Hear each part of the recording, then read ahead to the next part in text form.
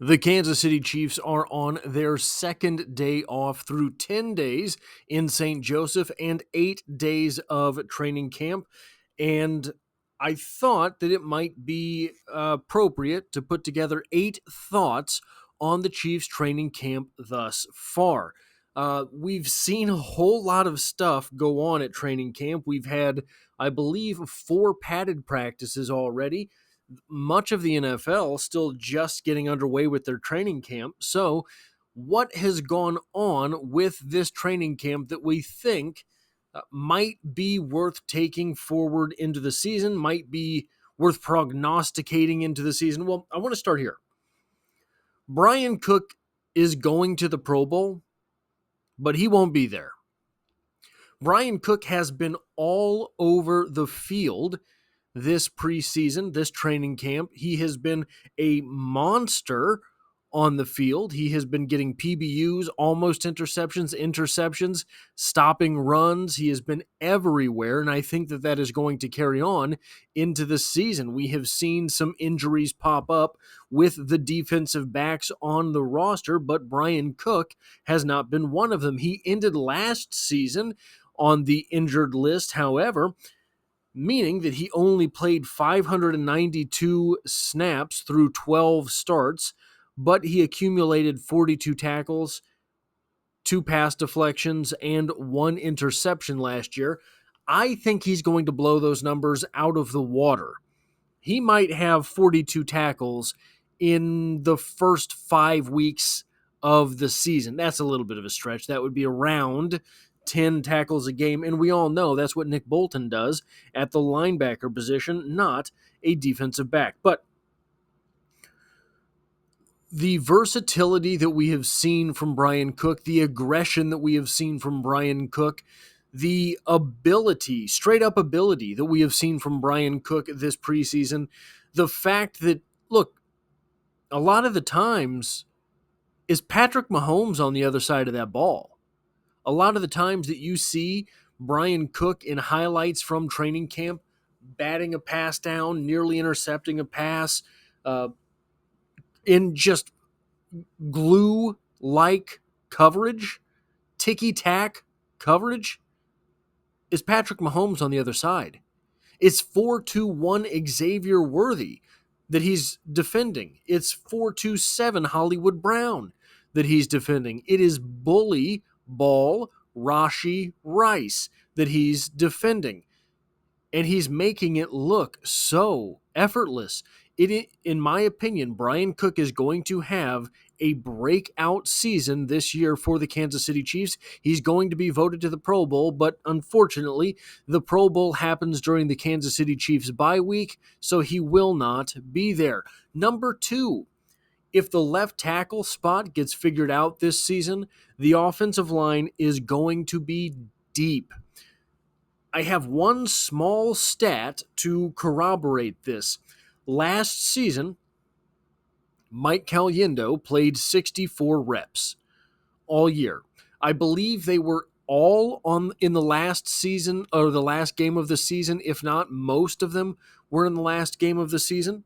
And I do not mean this as an attack on Mike Caliendo. I think Mike Caliendo is wonderful to have on the roster, especially if you snatch him up as a UDFA, as the Kansas City Chiefs did. He is an NFL offensive lineman. That said, he is having trouble getting on the field this preseason.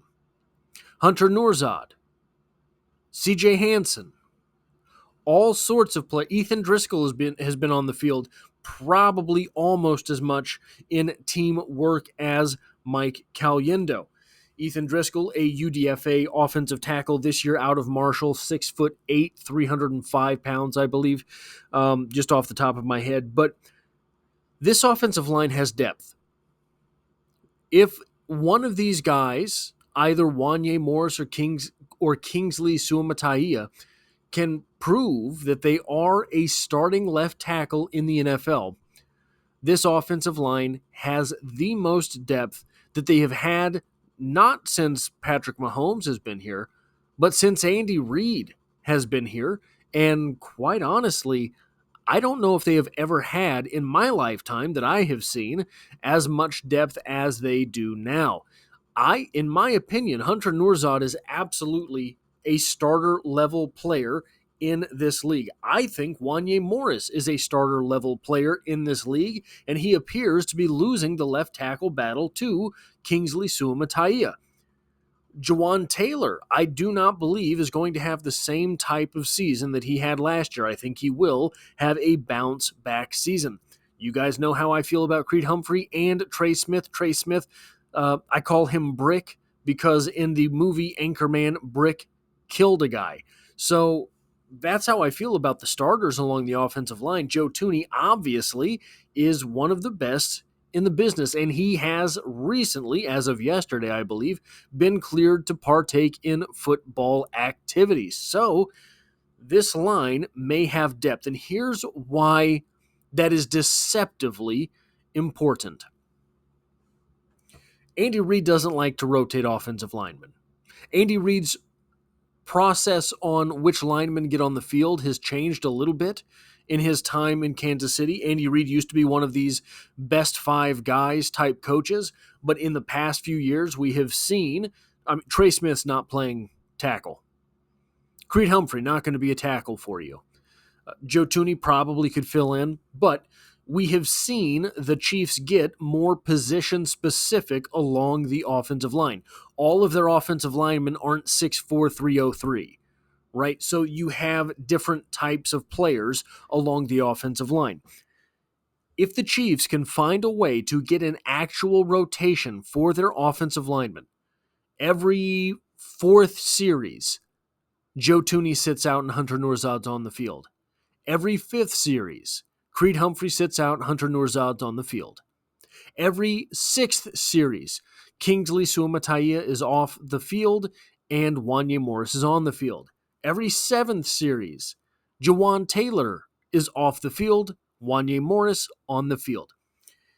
These guys, when they end up playing entire seasons at the offensive line positions, put massive numbers of reps on their legs. This, especially when you're looking at 300-pound guys. Trey Smith goes 6'6", 321 pounds. Last season, Trey Smith played 1,086 snaps. The season before, 1,037 snaps. In his rookie season, Trey Smith played 1,195 snaps of football.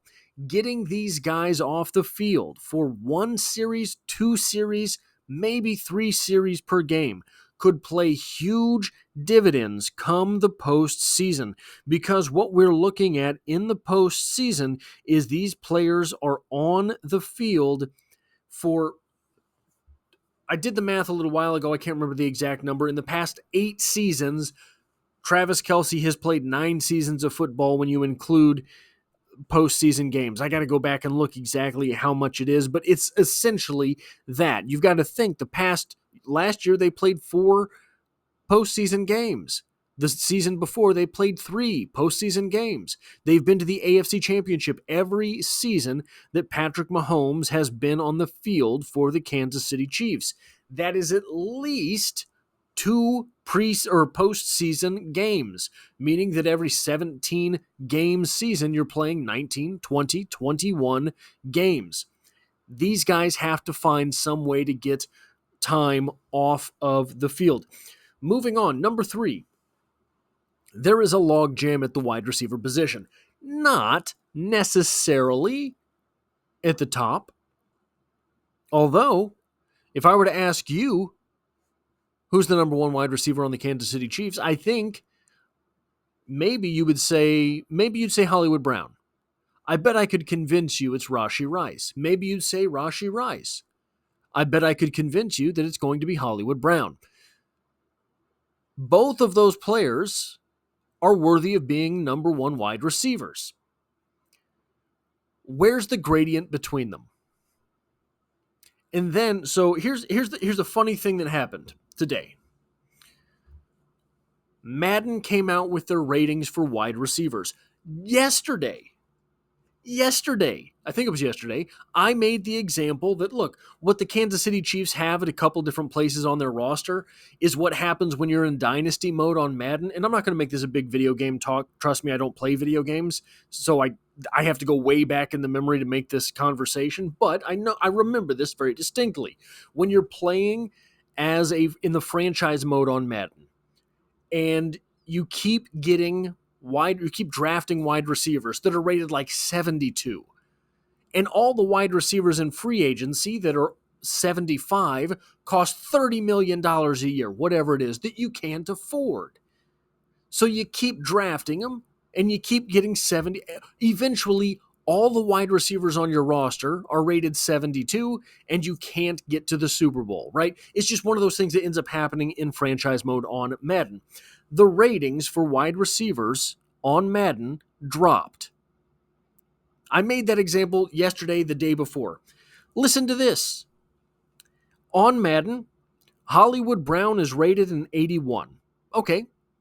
Rashee Rice is rated an 81. Kadarius Toney is next. Now, I know what you're saying, but if you're just going on physical attributes, which the game does, 77. Mecole Hardman is next, 76. Xavier Worthy, 75. Justin Watson, 74. Justin Ross, 72. Sky Moore, 72. Even Montrell Washington, a 68. A far cry, perhaps, from the 81 celebrated by both Hollywood Brown and Rashee Rice, but 68 is just 4 points lower than the next two higher wide receivers on the Chiefs roster, 6 points lower than the third, 7 points lower than you see what I'm saying? There's just a slow meltdown in these wide receivers' ratings. And no, I'm not saying that Madden is the be-all, end-all of this, but they do have people that dedicate themselves to these ratings for an entire year. And guys, it kind of corroborates what you see. It kind of corroborates what it is when you think about the Kansas City Chiefs wide receiver core. Probably you think Rashee Rice or Hollywood Brown is number one. They're both rated 81. Probably you know that talent-wise, Kadarius Toney is, if you're not counting catching ability as a talent, yeah, he's definitely number 3. You think about the reliability of Mecole Hardman, that's worth a 76. Xavier Worthy's speedy. He's not breaking any tackles. So that rating is going to go down. That's a 75. I mean, just the beauty of this wide receiver core as represented by Madden is maddening. You had to see this coming. You had to know, because it's so representative of real life. All of these guys are so close. All of these guys is like they're separated by one or two qualities. Anyway, I won't belabor the point anymore. The number 4 point that I have here, Felix Anudike-Uzomah will not hit the Sky Moore / Noah Gray wall. What do I mean by that? Sky Moore, in his rookie season and his sophomore campaign in the NFL, had essentially the same snaps. Noah Gray did not have a very good rookie season, but his second season and his third season were basically the same season. It was the same thing in year 2 and year 3 from Noah Gray. Felix Anudike-Uzomah, as a rookie, played 218 snaps, made 14 tackles, had a half a sack, had 2 tackles for loss, and 7 quarterback hits. I think he's going to do much better for himself this season. He has shown out in one-on-one drills. He has proven that he has done some work as far. His balance looks better to me. Obviously, I'm not seeing a whole lot of stuff. I'm seeing clips and things that are shared online. His balance looks better to me, meaning that he seems more solid in his get-off.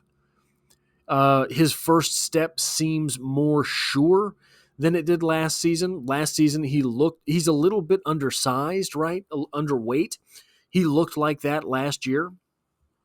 He doesn't look quite so much like that this year. It looks like the time spent with Tom Bahali and George Karlaftis working on jiu-jitsu appears to have paid off in his handwork.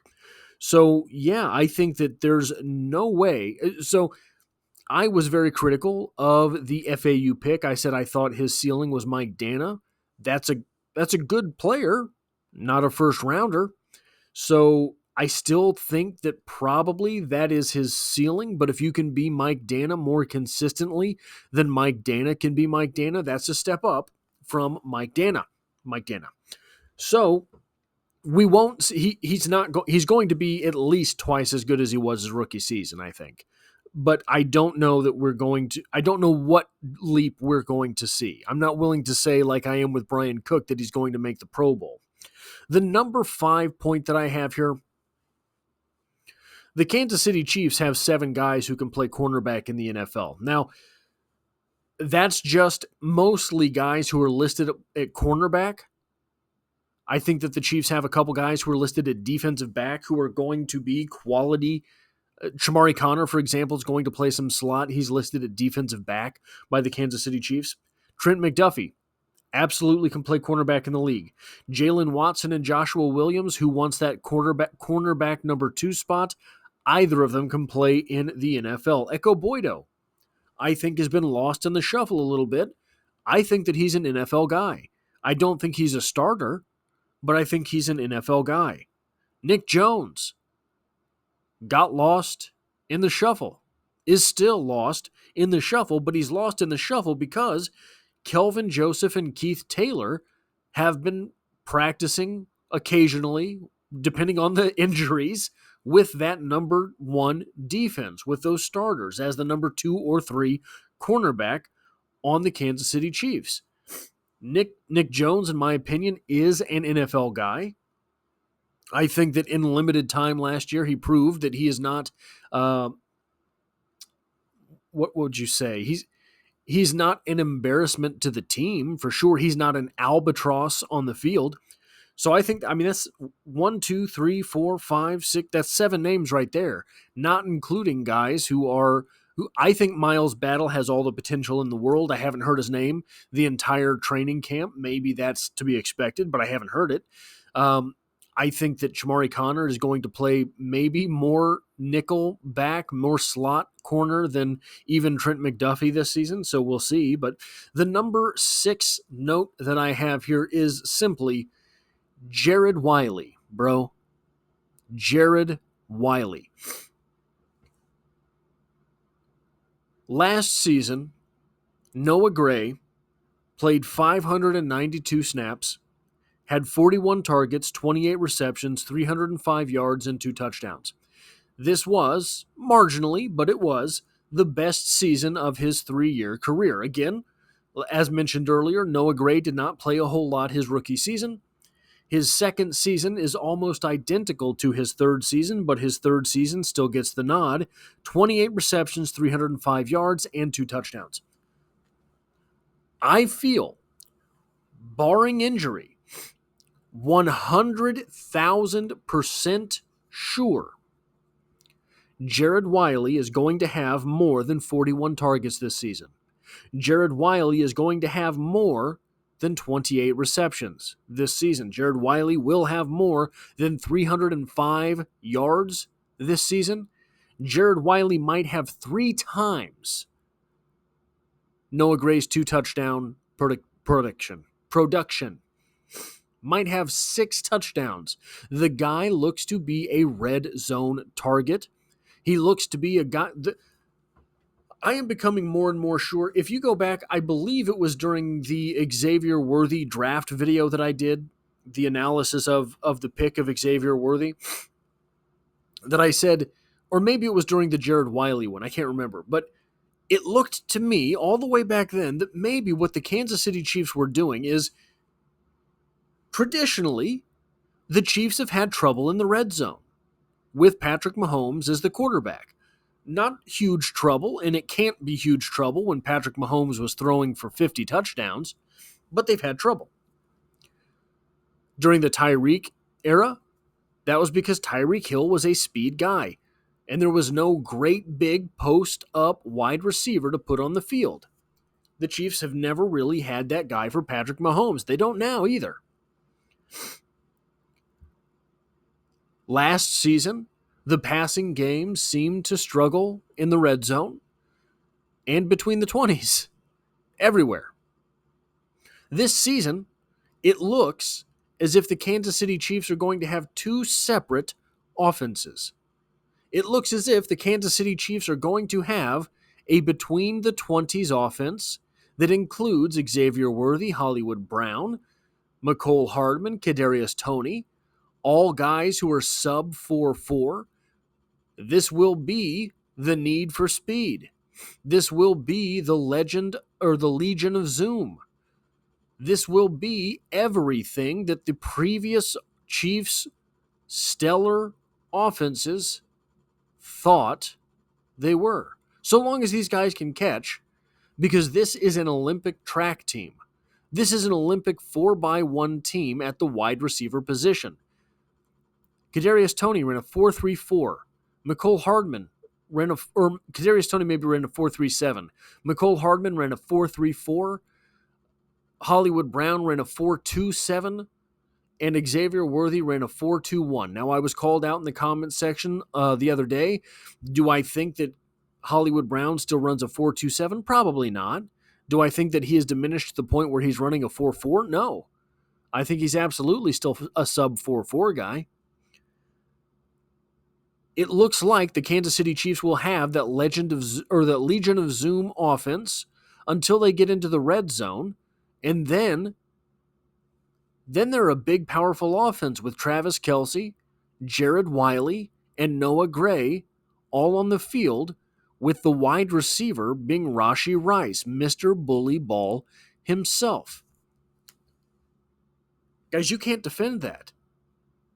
Everything you do in practice, you're basically preparing for two separate teams.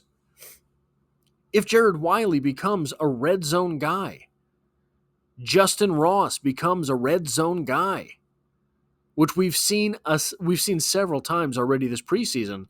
Justin Ross elevating in the end zone to come down and tap his feet. If that becomes what this offense is, guys, it's unstoppable. You cannot train during the course of a single week of football practice for two different offenses. You just can't do it. All the while, you have goblin mode Isaiah Pacheco in the backfield, who's just ready to put his face mask between somebody's numbers. This is going to be wild. This is going to be wily. Number 7, Leo Chenal, bro. Leo Chenal. In 2023, Leo Chenal had 443 snaps. I'm not ready to say he's going to double that, because last season the snaps leader for the Kansas City Chiefs was Willie Gay at 624. That said, Willie Gay's gone. Last season, Nick Bolton played 442 snaps. Now, injuries were involved. In 2022, Nick Bolton played 1,119 snaps, so certainly, probably, if he is healthy, he will be playing more than 442. However, I do not know that I see Leo Chenal playing 1,119 snaps. Drew Tranquill last season played 577. How are the Kansas City Chiefs going to divvy up the 624 snaps vacated by Willie Gay? I think a good deal of them are going to be going to Leo Chenal. Leo Chenal's I almost cursed. Leo Chenal is a bad man. Leo Chenal is a tank. Put Leo Chenal in the A-gap the way he was in college, and I promise you results. And it looks like that's what they're going to do. Leo Chenal, maybe not the greatest in coverage. You have Drew Tranquill for that. Leo Chenal, maybe not the greatest in coverage, just like Nick Bolton, two linebackers right there that aren't great in coverage. Well, it's a good thing the Kansas City Chiefs have 7 cornerbacks who can play cornerback at the NFL level. It's a good thing the Kansas City Chiefs have numerous safeties who are starter-level material in the NFL. So you can leave Leo Chenal on the line to rush the passer, Nick Bolton 3 yards back to stop the run, and then you just have a shell of defensive backs. Leo Chenal is going to get on the field much more for the Kansas City Chiefs this season. He's going to produce. The only worry I have is that he's going to price himself out of being retained by the Kansas City Chiefs. He is not a Watt brother. Maybe he does not have Watt brother type potential, but he ain't far off. And the last point that I want to talk about is this. I'm not going to jinx anything. I'm not going to say that the Chiefs will go to the Super Bowl. I'm not going to say that the Chiefs will win a ring this year as well. I'm not going to say that the three-peat is a sure thing. I don't think it is. But it's a realistic goal. Guys, the roster is better 1 through 90 than it was last year. Last year, who was the best player on the Kansas City Chiefs? It's Patrick Mahomes. Yeah? Well, guess what? He's better than he was last year. He has to be. He went through that and still won the Super Bowl. He has done this with 0 wide receivers for 2 years in a row. He's better than ever he has been. And we saw last year, once the Chiefs got to the playoffs, Patrick Mahomes during the regular season was never really in position where he had to win. So he never had to run. And the moment they got in the playoffs and Patrick Mahomes said, okay, it's time to let the reins off. It's time to run when we have to. The offense became unstoppable once again. Who are the other 2 best players on the Kansas City Chiefs? Well, you'd say Travis Kelce and Chris Jones in some order. Those are number 2 and number 3. However you want to rank them, I will not argue with you. Who was absent week 1 last year? Oh, Travis Kelce and Chris Jones. Both of them missed time last year. Chris Jones with a contract dispute, Travis Kelce with a surprise pop-up injury. Now, nothing is assuring you that they won't miss time this year, but nothing has happened yet. No one's on a contract dispute, right? And last season, when Travis Kelce was out, Noah Gray was the starting tight end. Noah Gray's not Jared Wiley. Noah Gray's not Jared Wiley. Now, if Chris Jones misses time, the Kansas City Chiefs still don't have a defensive tackle, right? But I do believe that Fabian Levette is better than anyone who departed last year. I mean, we'll see, but I think so. The Kansas City Chiefs have 2 wide receivers who would have been their number 1 wide receiver last year at this time. Hollywood Brown would have been the number 1 target on last year's team. Rashee Rice is better now than he was last season. Rashee Rice is better now than probably he was at the end of last regular season. We saw him emerge in the playoffs as almost a completely different guy. We saw him start to work in those intermediate routes in the playoffs. You can go down the list, position by position. The notable exception is cornerback. L'Jarius Sneed, that's a big loss. We're also starting to hear L'Jarius Sneed has had knee problems through all of training camp in Tennessee. I hate to say it. I really do. I like L'Jarius Sneed. But sometimes you have to know when to move on from a guy. That might have been what Brett Veach did.